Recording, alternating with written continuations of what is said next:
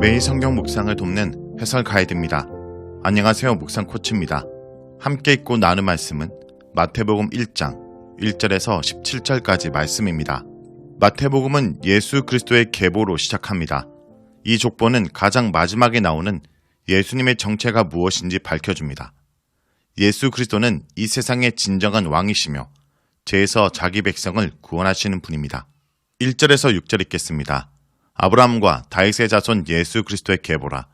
아브라함이 이삭을 낳고 이삭은 야곱을 낳고 야곱은 유다와 그의 형제들을 낳고 유다는 다말에게서 베레스와 세라를 낳고 베레스는 헤스론을 낳고 헤스론은 람을 낳고 람은 아미나답을 낳고 아미나답은 나손을 낳고 나손은 살몬을 낳고 살몬은 라합에게서 보아스를 낳고 보아스는 룻에게서 오벳을 낳고 오벳은 이새를 낳고 이새는 다윗 왕을 낳으니라. 1절은 책의 제목으로서 마태복음 전체 주제를 포괄하며 동시에 1장 내용을 요약하는 역할을 합니다. 예수 그리스도의 탄생으로 그의 시대가 열리고 아들이 다시 오실 때 새 시대가 시작될 것입니다. 탄생할 아이의 이름인 예수는 주께서 구원하셨다 혹은 미래적으로 주께서 구원하실 것이다 라는 것을 의미합니다. 그리스도는 기름 부음 받은 자를 뜻하는 히브리어 메시아의 헬라어 칭호입니다. 예수님이 태어날 당시의 유대인들의 메시아 기대 사상은 다윗의 후손이 나라를 다스릴 것이라는 구약의 예언에 근거했습니다. 그들은 군사력을 동원해서 이스라엘을 해방할 수 있는 메시아를 기다렸습니다. 예수님은 다윗의 아들이십니다. 다윗의 아들은 유대인들이 가장 익숙하게 사용하고 기다린 메시아의 칭호로서 마태복음에서 특히 강조됩니다. 다윗의 아들이 오는 것은 구원의 역사가 절정에 이르렀음을 알립니다. 특히 다윗의 아들은 낮은 자를 향한 예수님의 긍휼, 치유하는 모습을 강조합니다. 또 예수님은 아브라함의 아들이십니다. 이스라엘 백성은 자신들이 아브라함의 자손이라 믿었기에 이 칭호는 예수님이 유대 혈통인 것을 강조합니다. 무엇보다도 이 칭호는 온 세상을 구원하시라는 하나님의 목표가 예수님의 탄생으로 이루어지기 시작한 것을 의미합니다. 예수님은 아브라함에게 주어진 약속, 즉 모든 민족이 아브라함을 통해서 복을 받게 될 것과 아브라함의 씨를 통해서 천하 만민이 복을 받는 것을 성취하실 것입니다. 마태는 하나님 백성의 역사를 세 개의 기간으로 구분해서 제시합니다. A가 B를 낳았다라는 공식을 반복하며 4명의 여자들을 언급할 때는 누구누구에게서 라는 단어를 첨가합니다. 구약이나 고대사에서 계보의 목적은 혈통을 정확하게 제시하는 것이 아니었기에 작성자의 목적에 따라 목록을 유동성 있게 만들었습니다. 마태복음 역시 구약에 있는 왕의 목록을 그대로 나열하는 것에 의미를 두지 않습니다.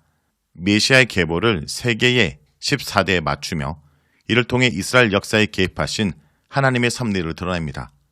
이스라엘의 역사는 구원사이며 메시아의 탄생으로 절정에 이르렀음을 나타냅니다.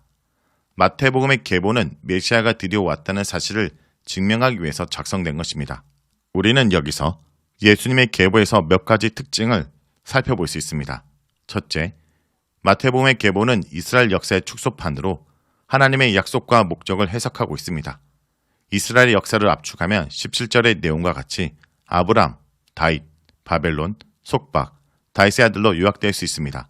이스라엘의 역사는 하나님이 주도하시는 구원의 역사이며 구원은 하나님의 개입, 섭리로 나타납니다.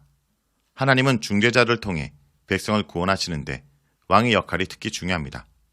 예수님은 하나님이 모든 민족을 구원하기 위해 보내신 다윗의 아들, 곧 왕이십니다. 그래서 예수님의 탄생으로 이스라엘뿐 아니라 열방의 구원을 초대받게 될 것입니다. 두 번째, 마태는 계보의 초점을 다윗에게 맞춥니다. 예수님의 탄생은 우연히 또는 갑자기 일어난 사건이 아니라 하나님의 오랜 계획에 따른 것입니다. 하나님의 계획은 다윗의 후손을 왕으로 보내겠다는 약속에 담겼기 때문에 예수님의 탄생은 이 약속의 성취입니다. 마태복음은 다윗의 음가인 14를 이용하여 다윗에게 약속된 하나님의 계획이 다윗의 아들인 예수님을 통해 성취된 사실에 초점을 맞춥니다. 그런데 계보에 나타난 구원의 역사의 중심인물이 다윗이라면 중심 사건은 바벨론의 포로 생활입니다. 예수님이 태어날 당시 이스라엘은 여전히 바벨론의 포로처럼 로마의 압제에 살았습니다. 다윗의 아들은 바벨론의 속박 가운데 살아가는 백성을 구원하는 일을 위해 성육신하셨습니다. 하나님이 다스린다는 소식은 이사야 선지자가 선언한 복음이며 하나님은 예수님을 통해 통치하심으로 예수님의 탄생이 곧 복음입니다. 예수님이 왕 다윗의 아들로서 다스리신 나라는 자유와 회복의 나라입니다. 인식하든 인식하지 못하든 속박된 상태로 살아가는 사람들을 위한 복음은 예수님이 해방과 자유를 위해 성육신하셨다는 소식입니다.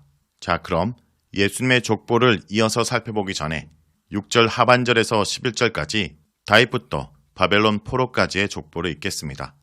다윗은 우리아의 아내에게서 솔로몬을 낳고 솔로몬은 르호보암을 낳고 르호보암은 아비야를 낳고 아비야는 아사를 낳고 아사는 여호사밧을 낳고 여호사밧은 요람을 낳고 요람은 우시아를 낳고 우시아는 요담을 낳고 요담은 아하스를 낳고 아하스는 히스기야를 낳고 히스기야는 므낫세를 낳고 므낫세는 아몬을 낳고 아몬은 요시아를 낳고 바벨론으로 사로잡혀 갈 때 요시아는 요고냐와 그의 형제들을 낳으니라. 이어서 12절부터 16절까지 포로기부터 그리스도까지의 족보를 읽겠습니다. 바벨론으로 사로잡혀간 후에 요고냐는 스알디아를 낳고 스알디알은 스룹바벨을 낳고 스룹바벨은 아비훗을 낳고 아비훗은 엘리야김을 낳고 엘리야김은 아소르를 낳고 아소르는 사독을 낳고 사독은 아킴을 낳고 아킴은 엘리훗을 낳고 엘리훗은 엘르아사를 낳고 엘르아살은 mat단을 낳고 mat단은 야곱을 낳고 야곱은 마리아의 남편 요셉을 낳았으니 마리아에게서 그리스도라 칭하는 예수가 나시니라. 예수님의 족보에서는 4명의 여자가 등장합니다. 4명의 공통점은 이방 출신이라는 것입니다. 이방 출신 여자들이 메시아의 계보에 들어간 것은 온 세상을 구원하시라는 하나님의 계획이 이미 이스라엘 역사 속에 들어있음을 알립니다. 또한 여자들은 일반적이지 않는 임신과 출산을 경험했습니다. 그러나 이들은 누구보다도 하나님의 구원 역사에 적극적으로 참여했고 여호와의 날개 아래 거했습니다. 그리스도의 모친 마리아도 당시의 간습에서 수용하기 어려운 임신과 출산을 했으나 하나님의 구원 역사에 적극 참여하는 길을 선택했습니다. 이런 점에서 예수님의 계보는 선교하신 하나님을 강조합니다. 예수님은 모든 민족을 구원하시려는 하나님의 계획을 성취하기 위해 다양한 종류의 사람들, 특히 이방인들을 치유하실 것입니다. 예수님을 따르는 개인이나 교회도 예수님의 계보가 강조하는 선교를 위해 부름을 받습니다. 계보에서 의미하는 선교는 복음을 전하는 것입니다. 복음은 예수님을 통해 하나님이 통치하신다는 소식이므로 예수님을 영접하는 사람은 누구든지 속박에서 벗어나 하나님이 주시는 회복을 경험하게 됩니다. 신자와 교회에게 세상은 싸워야 할 대상이 아니라 예수 그리스도의 복음을 전해야 하는 긍휼의 대상입니다. 교회는 언제나 모든 민족을 향한 하나님의 열망을 기억해야 합니다. 또 하나 예수님의 계보는 하나님 백성 또는 교회 정체성을 가르칩니다. 예수님의 계보에 기록된 인물들 중 유다와 여고냐에게만 형제들이라는 단어가 붙습니다. 유다는 이스라엘의 조상인 아브라함의 손자 야곱의 넷째 아들입니다. 그는 며느리와의 관계를 통해 쌍둥이를 낳은 나쁜 사람입니다. 얼핏 보기에 영화나 이야기책의 주인공으로 자주 등장하는 요셉이 예수님의 계보에 있어야 할 것 같습니다. 그러나 하나님이 메시아의 조상으로 선택하신 유다는 죄와 비참함을 인정했을 뿐 아니라 자신의 희생에서 형제를 구하려고 한 인물입니다. 유다는 막내 베냐민을 대신해서 자신을 종으로 삼으려고 간청합니다. 이 사건은 이스라엘이 약 400년 동안 이집트에 종살이를 하게 되는 시점에 일어났으므로 유다의 형제에는 노예 백성이 인내할 수 있게 만든 힘이었습니다. 바벨론 포로로 살았던 유대인들은 이스라엘의 왕이었던 요고나가 자신의 희생에서 항복함으로써 예루살렘 성전이 불타고 도성이 돌륙당하는 것을 막았다고 평가했습니다. 따라서 유다와 요고나는 동족과 민족을 위해 자신을 희생한 사람들입니다. 이는 자연스럽게 예수님과 그의 형제들을 떠오르게 합니다. 예수님은 제자들을 형제로 부르며 그들을 위해 목숨을 주기까지 희생하셨습니다. 겟세마네 기도에서도 예수님의 시선은 제자들을 향했습니다. 부활하신 예수님의 관심은 내 형제들을 만나는 것이었습니다. 기독교의 정신은 낮아짐을 추구하는 것입니다. 그래야 형제들을 살릴 수 있고 그런 형제가 둘 이상 모인 모임들을 복되게 만들 수 있습니다. 자, 여기까지가 마태복음 1장 1절에서 17절까지 말씀입니다. 오늘 말씀을 통해 우리는 무엇을 묵상하고 적용해야 할까요? 하나님은 우리의 신분을 바꾸시고 우리의 인생을 구속하시는 구원자이십니다.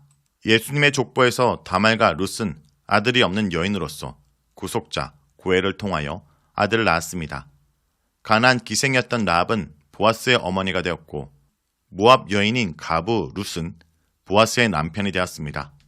이 여인들이 예수님의 족보에 기록되었다는 것은 예수님께서 죄인인 우리의 신분을 바꿔주시고 잃어버린 기업을 되찾아주기 위해 오셨음을 보여주십니다. 성도 여러분, 우리는 예수님이 바꿔주신 새로운 신분과 구속의 은혜에 어울리는 삶을 살고 있는지, 그 은혜를 기억하고 살아가고 있는지 자신을 돌아보기 원합니다.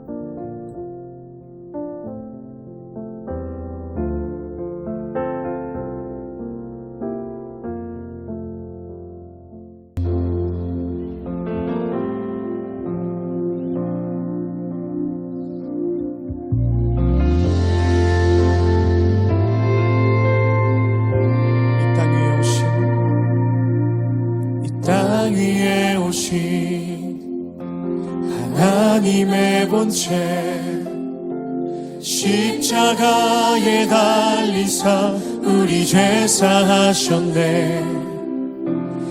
하나님이 그를 지극히 높여 모든 이름 위에 뛰어난 이름을 주사 우리 예수 이름 앞에 절하고 모든 입이 주를 시인해 영광 중에 오실 주를 보리라 선포해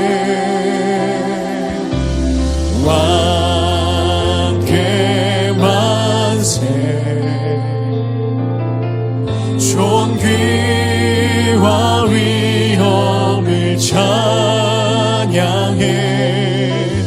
왕의 만세 주 예수 하나님. 아멘 아멘. 우리 고대하네 주님 오실 그날 다시 사신 왕의 영광 이 땅을 비추네. 사단의 권세는 주 앞에 무너져 생명과 진리의 주 권세 가장 높도다. 우리 예수 이름 앞에 절하고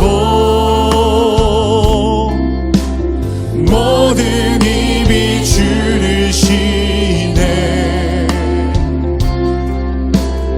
영광 중에 오실 주를 보리라 선포해 왕께 만세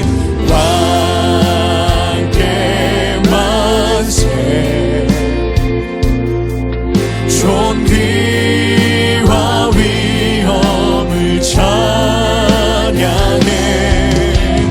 왕께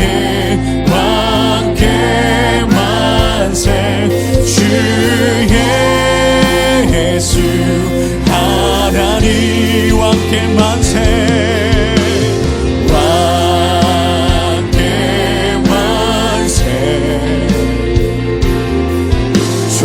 존귀와 위엄을 찬양해 왕께 만세 주 예수 왕께 만세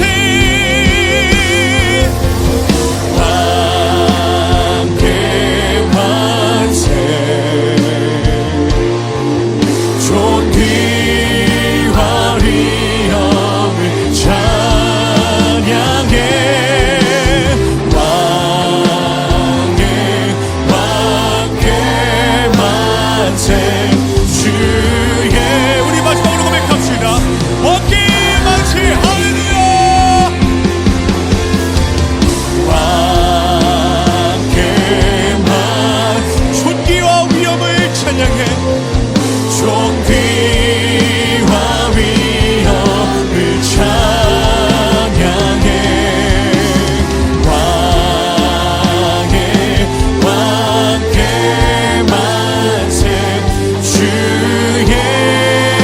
예수 하나님 왕께 만세 이 땅에 오신 하나님의 본체 되신 예수 그리스도 주님만을 바라보고 주님만을 높이는 시간 되게 하여 주시옵소서. 할렐루야 아멘.